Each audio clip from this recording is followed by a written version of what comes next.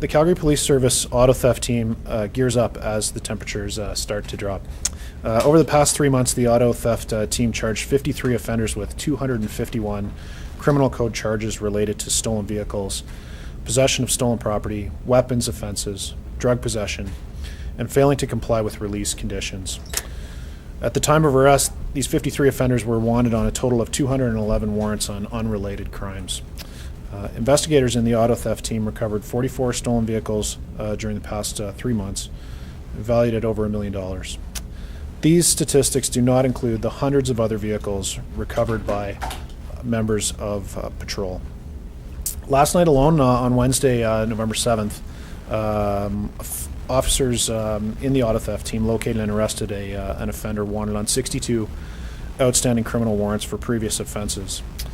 The offender was charged with 13 additional offenses, including theft of motor vehicle, possession of stolen property, possession of break and enter tools, fleeing from police, and various breach of condition charges. As temperatures drop, offenders will be out looking for easy vehicles to steal, and we want citizens to help reduce crimes of opportunity. To prevent their vehicle from being stolen and used in the commission of other crimes, we are asking citizens to never leave their vehicles running when the keys are inside the vehicle, or if the vehicle has been started with a keyless ignition or push-button start. The CPS is preparing to run Operation Cold Start in the coming weeks to educate citizens on how quickly vehicles can be stolen when they are left running with the keys inside. And that's it for the prepared statement, and I'm happy to take any questions. Thank you. There, in the Commission to Reviews Fund of Crimes, yes. It's a line we hear often. Can you speak a little bit about how stolen vehicles play into the larger crime picture in Calgary? Absolutely. So really we see any combination of offenders stealing vehicles for the purpose of using that vehicle as a transaction piece. And very often it's the keys that are actually the transaction piece more so than the vehicle itself. So what people can learn from us today, I suppose, is that their keys, when left in the vehicle, could be traded hands a number of times by numerous criminals, and those criminals could be responsible for some of what we've discussed here regarding things like break and enters, drug offenses, and other property offenses. Keys change hands a number of times because the keys are required to operate the vehicle, and later on we recover that vehicle. But of course, it's very difficult to say what that vehicle has been up to and how many times it's changed hands in the course of days until recovery. With these, I believe it's 54 individuals? Correct, yes. Is there any connection between some of these people? I mean, you'd yes. imagine that there would be maybe a network, for lack of a better term? There is a degree of that, absolutely. And so just as you would expect, there's a certain amount of a food chain of sorts where criminals are higher and lower, and as I mentioned, keys may be a transactional piece that move from a certain level below to a certain level above with regards to those criminals. So we see everything from an organized effort to a crime of opportunity, and that crime of opportunity is one we're trying to capitalize on today with the messaging around leaving your vehicle running, and the crime of opportunity just occurs to that criminal because they see it running in the driveway or at the local convenience store or what have you. You say 54 arrests in 3 months. Is that pretty average, or is that more than expected for this time of year? What are kind of the results? Well, and it's important to mention too that those 54 arrests are from our auto theft team. There's actually numerous other arrests made by our patrol members as well in relation to stolen vehicles. It's a daily occurrence for us. So what our auto theft team is doing is trying to target the most prolific offenders and try and have the greatest impact on the auto theft issues. And we see that by but when we arrest people that have more charges, as is evidenced by what we're releasing today, there's more opportunity for them to spend time in custody and for us to make a greater impact. So you mentioned that those numbers don't incorporate patrol and things being along that way. Right. Any stats readily available on sort of the average number of cars stolen in Calgary? I don't have the stats necessarily on how many patrol necessarily have dealt with and so on, but the average number of vehicles in a day is usually, it's pretty steady for us right now, around 15, 16 or so. is what we're seeing, and there are peaks and valleys to that. So the issue, I suppose, at this time of year is the weather. So the weather is going to impact, we feel as though, quite possibly an uptick, and that we're going to have more vehicles taken because of these crimes of opportunity of taking running vehicles. We don't necessarily have that issue in the summer, so over time it sort of balances out to about 14, 15 vehicles. Is there a certain type of vehicle that is often stolen? Is it trucks? Is it like lower end cars, or what? Does it matter? Or? No, I don't think so. I think trucks is an easy one in Alberta because they're just more prevalent. But no, we do release a sort of top 10 make and model and so on of vehicles stolen. But I think what we see as it relates to some of what I've talked about here today, and also running this operation, this crime prevention ideas, is that it's more about opportunity. So. What about certain areas of the city? Are there more areas that are more prone to being stolen, parking lots, say, or malls or anything like that?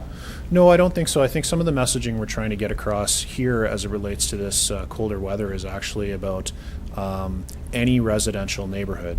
So, many citizens certainly might feel as though there's not much happening in their particular suburban residential neighborhood at 6 a.m. In the darkness in very cold weather, but it's actually that's the message we're trying to get across, that in fact we know that criminals will target the quiet residential neighborhood at 6 a.m. looking for those opportunities to take a running vehicle.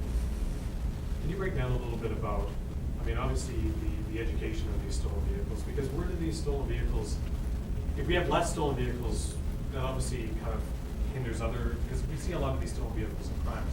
Is that where this is going? That's correct. Yep. So certainly the vehicles can be used to commit other crimes. They can be used as a transaction piece, right? So they represent a commodity. So traditionally, something we've certainly seen when investigating crime is that that drugs, for example, might be a commodity. What we're seeing increasingly is that the vehicle could in fact be a commodity. It could be something to be traded for drugs or cash, and that's becoming more prevalent. The vehicles, the future of those vehicles is very often for it to be potentially cut up into parts, for it to be re-VIN'd, to be given a new VIN, so a new vehicle identification number, so essentially to try and give it a new identity and potentially move it out of the jurisdiction or not even. And I apologize just to back up, but if we Sure. just reiterate again, so Cold Start really, it's education, so could you kind of reiterate that again, what the Cold Start program is for? Absolutely, and you're going to hear from us again in the coming weeks as well. And we'll our goal is to actually be out in the community and show and actually demonstrate our officers out in the early morning hours, attempting to educate citizens. Because really, you're right, it is a crime prevention program and an education piece. Because what we see in the cold weather is that citizens will leave their vehicle running with the keys inside, or unlocked, either or. And vehicles are stolen off of people's driveways or parked in front of their home as a crime of opportunity. And it's done extremely fast because what we're seeing is that criminals will roll throughout neighborhoods, and you can imagine at 5, 6 a.m. there's not a lot going on, and it's dark at this time of year to be able to successfully commit those crimes.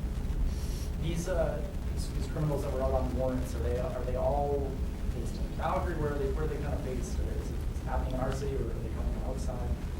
Yeah, arrest warrants are not just Calgary. I would say predominantly they are, though. And one of the goals of illustrating the idea that many of these criminals were out on release for a number of warrants is that their warrants are not necessarily for committing auto theft.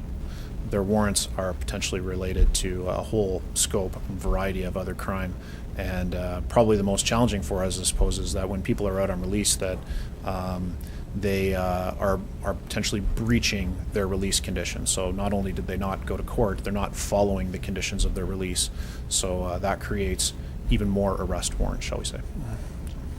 That's right. Just as far as this gentleman, they said it was last night, picked up had 62 outstanding warrants on the loan. Is he the most prolific of the 54?